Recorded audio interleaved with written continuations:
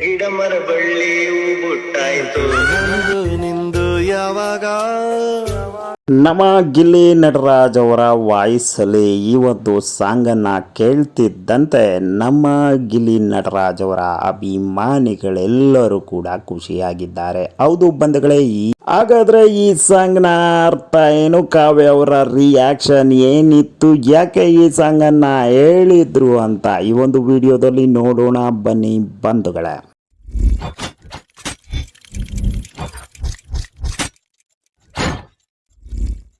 ಈ ಬಾರಿಯ BBKಯಲ್ಲಿ ಯಾವುದಾದ್ರೂ ಜೋಡಿ ಇದ್ದರೆ ಅದು ಸೂಪರ್ ಹಿಟ್ ಜೋಡಿಯಾಗಿ ಮೆರೆದಿದ್ರೆ ಅದು ನಮ್ಮ ಕಾವ್ಯ ಮತ್ತು ಗಿಲ್ಲಿಯವರು. ಬಿಗ್ ಬಾಸ್ನ ಒಳಗಿದ್ದಾಗಲಂತೂ ಗಿಲ್ಲಿಯವರ ಆಟ ಟೋಪ ಮತ್ತು ಅವರ ನಿವೇದನೆಗಳಿಗೆ ಇಡೀ ಕರ್ನಾಟಕದ ಜನತೆಯೇ ಫಿದಾವಾಗಿ ಹೋಗಿತ್ತು. ಗಿಲ್ಲಿಯವರ ಅಪ್ರೋಚ್ಗಳು, ಗಿಲ್ಲಿಯವರ ಮಾತುಗಳು, ಗಿಲ್ಲಿಯವರ ವಿಚಾರಗಳನ್ನು ಕೇಳಿದಂಥ ಕನ್ನಡ ಜನತೆಯಂತೂ ಗಿಲ್ಲಿ ನಟರಾಜ್ ಮತ್ತು ಕಾವ್ಯ ಜೋಡಿಗೆ ತಮ್ಮ ಪ್ರೀತಿಯನ್ನ ಧಾರೆ ಎರೆದಿತ್ತು, ತಮ್ಮ ಅಭಿಮಾನವನ್ನ ಹೆಚ್ಚು ಹೆಚ್ಚು ತೋರಿಸಿತು. ಬಿಗ್ ಬಾಸ್ನೊಳಗಿದ್ದಾಗ ಈ ಇಬ್ಬರು ಜೋಡಿಗಂತೂ ಇದ್ದ ಕ್ರೇಜ್ ಈಗಲೂ ಕೂಡ ಕಮ್ಮಿ ಆಗಿಲ್ಲ ಬಂಧುಗಳೇ.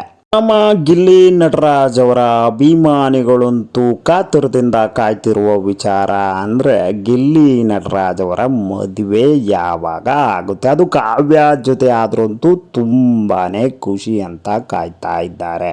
ಡಾಕ್ಟ್ರು ಹೇಳಿದ್ದು ಹಾಲುವನ್ನು, ರೋಗಿ ಬಯಸಿದ್ದು ಹಾಲುವನ್ನು ಅನ್ನುವಂತೆ ಈ ಬಾರಿಯ ಗಿಚ್ಚಗಿಲಿಯಲ್ಲಿ ಕಾವ್ಯ ಅವರು ಕಾಣಿಸ್ಕೊಂಡ್ಬಿಟ್ರು. ಕಾವ್ಯ ಅವರು ಕಾಣಿಸ್ಕೊಂಡಿದ್ದೇ ಸರಿ, ಅಲ್ಲಿಯ ಆಂಕರ್ ಅನುಪಮ ಅವರು, ಜೊತೆಗೆ ಅವರ ಸ್ನೇಹಿತೆ ಸ್ಪಂದನ ಅವರು, ಜೊತೆಗೆ ಅಲ್ಲಿದ್ದ ಅಭಿಮಾನಿ ವರ್ಗ, ಜಡ್ಜಸ್ಸು ಎಲ್ಲರೂ ಕೂಡ ಕಾಲೆಳಿತಿದ್ರು. ಹಾಗೇನೇ ನಮ್ಮ ಕಾವ್ಯ ಅವರಿಗೆ ಬಂದಂತಹ ಚೀಟಿಯಿಂದಾಗಿ ಕಾವ್ಯ ಅವರು ಗಿಲ್ಲಿಯವರಿಗೆ ಕಾಲ್ ಮಾಡಬೇಕಿತ್ತು. ರೊಮ್ಯಾಂಟಿಕ್ ಸಾಂಗ್ ಕೂಡ ಕೇಳಬೇಕಿತ್ತು.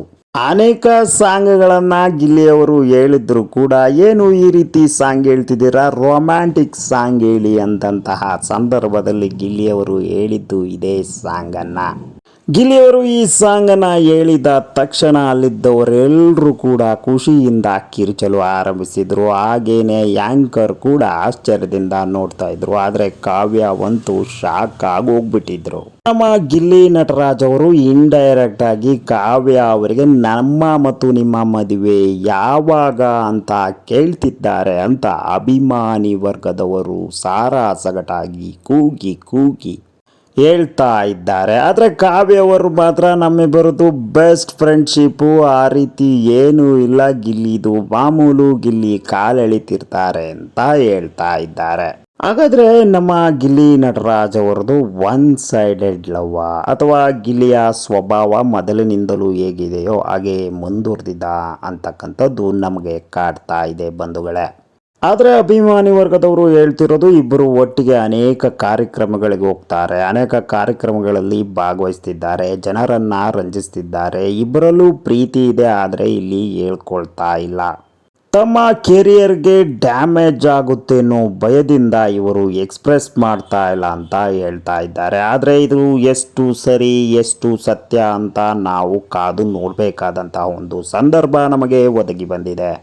ಆದರೆ ನಿಮಗೆ ಅನ್ನಿಸ್ತಾ ಇದೆ, ಕಾವ್ಯ ಮತ್ತು ಗಿಲ್ಲಿಯವರು ಮದುವೆ ಆಗ್ತಾರಾ ಇಲ್ಲ ಅಂತ ಕಾಮೆಂಟ್ ಮಾಡಿ. ಹೆಚ್ಚಿನ ವಿಡಿಯೋಗಳಿಗಾಗಿ ನಮ್ಮ ಚಾನಲ್ನ ಸಬ್ಸ್ಕ್ರೈಬ್ ಮಾಡೋಣ ದಯವಿಟ್ಟು ಮರಿಬೇಡಿ. ಹೆಚ್ಚು ಹೆಚ್ಚು ಗಿಲ್ಲಿ ಮತ್ತು ಕಾವ್ಯ ಕೂಡ ಅಪ್ಡೇಟ್ ಒಂದಿಗೆ ಮತ್ತೆ ಬರ್ತೇನೆ.